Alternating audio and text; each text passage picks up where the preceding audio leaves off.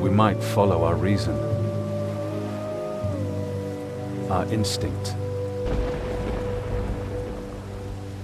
or our friends. Sooner or later, all of them deceive us.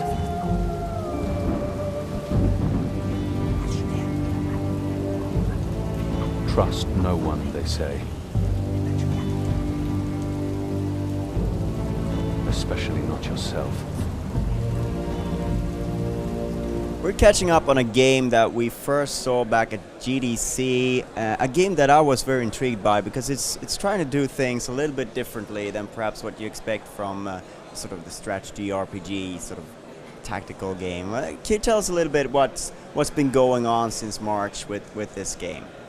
Yeah, we tried to finalize it. Should be released by end of this year. So we have a lot to do right now, and crunch time is mostly every day, so 24 hours a day.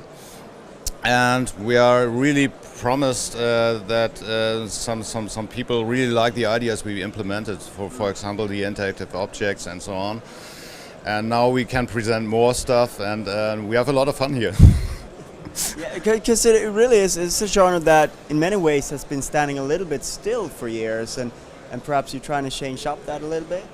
Yeah, actually we see a lot of demand for strategy and turn-based battles now. Actually a couple of titles plopping up now, and yeah, with our dark take that we're doing in Blackguards, we see a lot of interest in that game. So of course, it's the Schwarze Auge. Did I get that right? Yes. I'm practicing my German here this week. So, but you know, that is such a diverse thing. Can you dive in a little bit more, like specifically what it is that you're setting the game in here? We attracted by the possibilities of the Dark Eye, and that you have the fully freedom on your character development. So, for example, if you're playing Dungeons and Dragons, it's it's level orientated, and in Dark Eye universe, for example, you can freely change your character at any time. So it's no level thing. And the most funny thing is the experience points are also being used to buy things.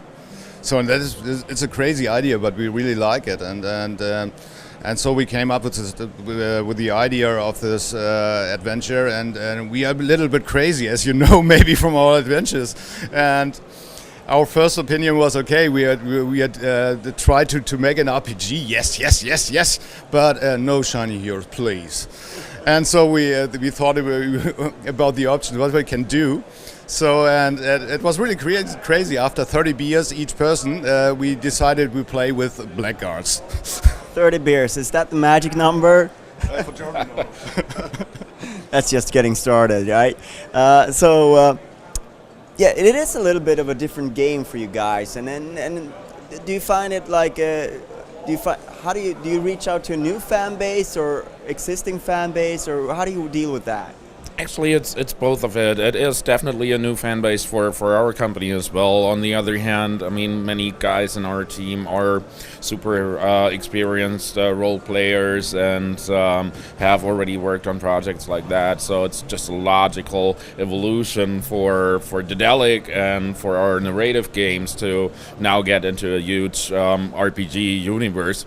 And on the other hand, with the Dark Eye adventures that we're doing, for example, we just are releasing Memoria by the end of the month. We also have a fan base that is interested in fantasy stories, so we're bringing things together here.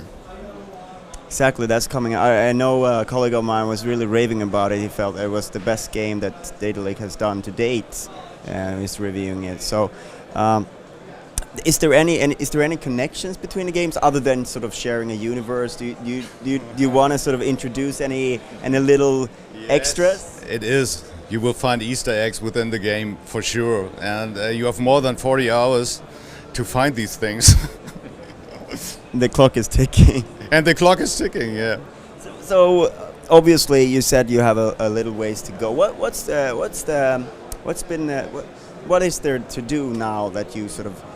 I guess you have the sort of the whole game sort of mapped out, but what's left to do?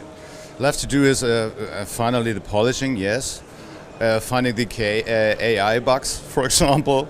And we're changing the GUI right now. And finally, yes, bring every piece together.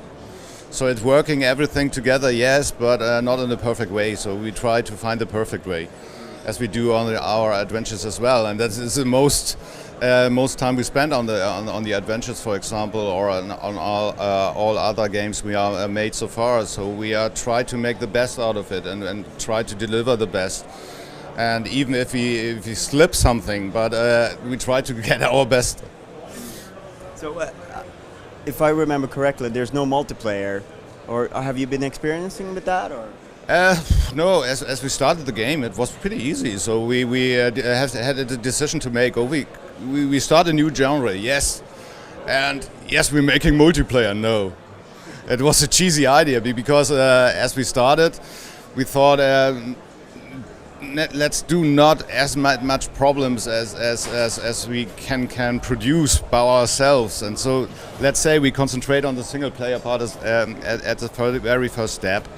And if we have time enough, we will make an additional download or something else, and then you can play with a multiplayer thing. But we started as a single player. We will release it as a single player. What's coming after it, you will see. Because I just thought that like the gameplay system, it's sort of if my finger. It cries after multiplayer, and we know it. As now we are close to finish the game, and we're self-thinking, oh, geez, where's the multiplayer? But okay, it was a decision we made at the beginning, and we stick to it. But please keep in mind, we will deliver something afterwards. So I guess.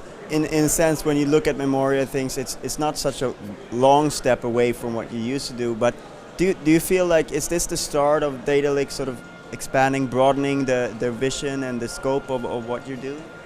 Actually, yes, yeah. I mean, Blackguards is something that gets a lot of attention also internationally. Point-and-click adventure games always are a nice story that you can tell, something nice, you know, you'll go to the international press and have a chat with them about the good old times, and, well, then mostly they do a little feature somewhere hidden on their side or in the back of their magazines, and so there's not that much awareness for Daedalic and for our games. With Blackguards, it's a different story, and so many people are looking at us now. And now are also looking at, you know, playing some adventure games, and yes, that is the step for us to move forward, and it's a pretty exciting time.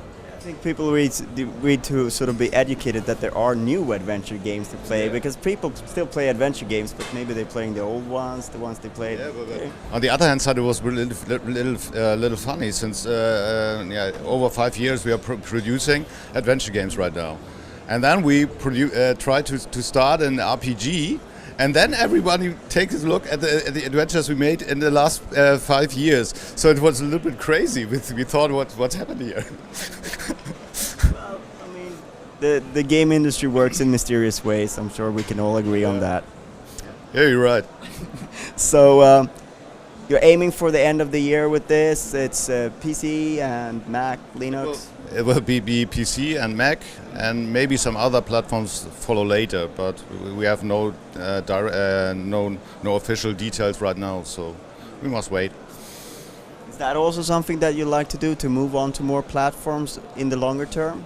Yeah, sure. I mean, Daedalic has such a great team and so many ideas and so many things that you can do on many platforms. And yes, we want to grow the company. Yes, we want to do games for consoles as well. It's a long way until we get there. Maybe Blackguards speeds up things. I mean, that's just, you know, really guessing and looking into the glass ball here. But in the long run, it is definitely something we want to achieve, yeah. Right. Thank you so much for your time. Thank you. Thank you so very much. Thank you for being here.